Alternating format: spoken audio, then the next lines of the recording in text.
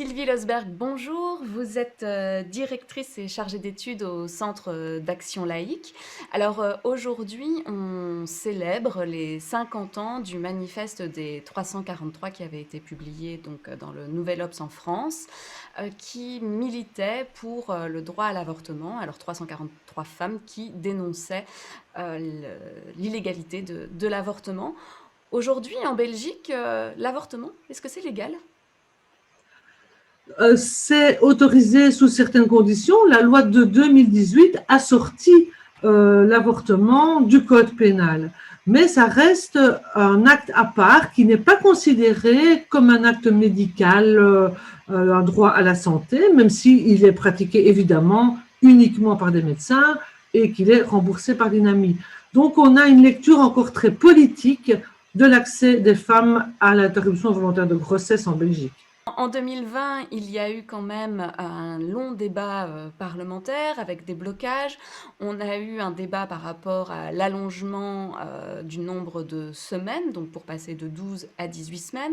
On a aussi la suppression du délai de réflexion, passer de 6 jours à 48 heures, avec des partis très conservateurs qui ont bloqué ça. C'est quelque chose qui vous a surpris qu'on bloque encore là-dessus en Belgique en 2020?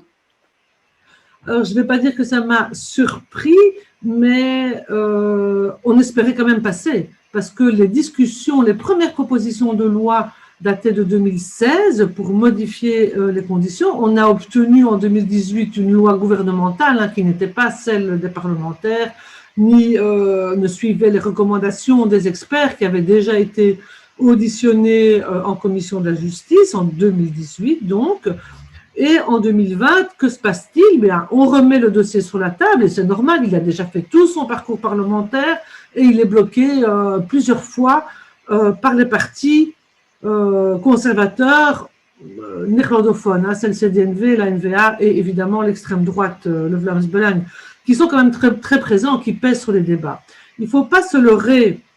Le fait que le CD&V a mis son veto pour monter dans un gouvernement qui modifierait la loi, bah c'est le coup de Baudouin à 30 ans d'intervalle, ou 40 ans d'intervalle, bon, 30 ans d'intervalle, disons. Et donc, en fait, le problème, c'est qu'en Belgique, on ne veut pas, comme en France, on l'a fait à l'époque du manifeste, mettre sur la place publique la réalité de ce que vivent les femmes face à une IVG. On met des conditions qui créent un sentiment d'oppression sur les femmes. On les infériorise et on les culpabilise.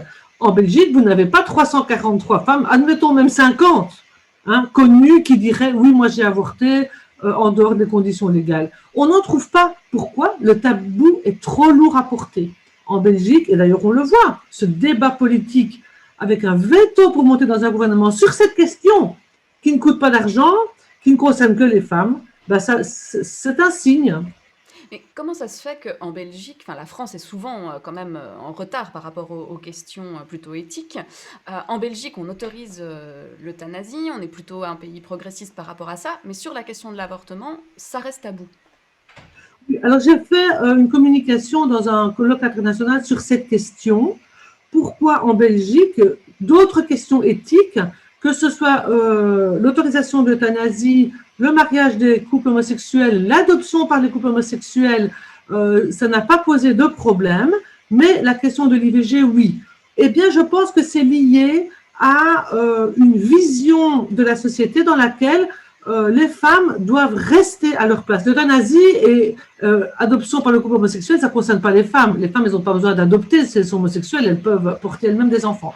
Donc ici, on voit malheureusement que ça n'a pas beaucoup avancé depuis 1990 et qu'au contraire, on régresse avec des propositions de loi comme celle d'enfermer les femmes enceintes qui auraient des comportements qui mettraient en danger la santé du fœtus, Parti socialiste flamand, plus le CD&V ou la N-VA, qui sont d'accord avec cette ligne.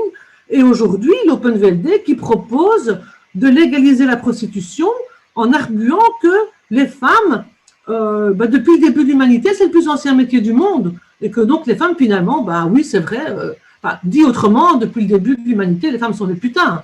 Et donc je trouve qu'aujourd'hui, on est dans un moment vraiment très, très difficile pour les femmes en Belgique. On n'arrive pas à se faire entendre quand on a une grossesse non désirée et qu'on n'a pas réussi à arriver au planning avant 11 semaines, cette fameuse semaine de délai, ou qu'on veut une IVG par médicament qui ne peut se faire qu'à 7, 8, 9 semaines maximum. Donc il faut encore attendre une semaine. Donc on est dans des entraves qui sont très souvent psychologiques, parce que les équipes de terrain, en revanche, elles sont quand même vraiment très très bien formées, très accueillantes, mais ça montre qu'au niveau idéologique, la vision de la femme reste terriblement stéréotypée, notamment par rapport à sa sexualité.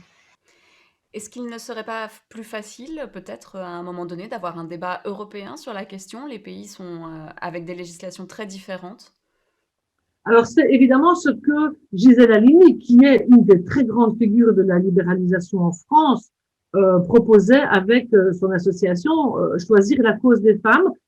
Il faut un standard européen. Il faut que toutes les femmes européennes puissent avoir accès au même droit à la santé, et l'IVG fait partie du droit à la santé. Et effectivement, à Malte, c'est totalement interdit. Des pays comme l'Italie, il y a 88% de médecins qui refusent.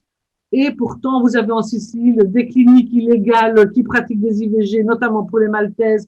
Donc, il y a aussi un commerce de l'avortement qui est évidemment d'abord en défaveur des femmes. Donc, ce serait une très bonne chose si l'Union européenne le faisait. Cela dit, je ne vois pas cette volonté pour l'instant. Sylvie Losberg, je rappelle que vous êtes directrice du centre d'études du Centre de l'action laïque. Merci pour cet entretien.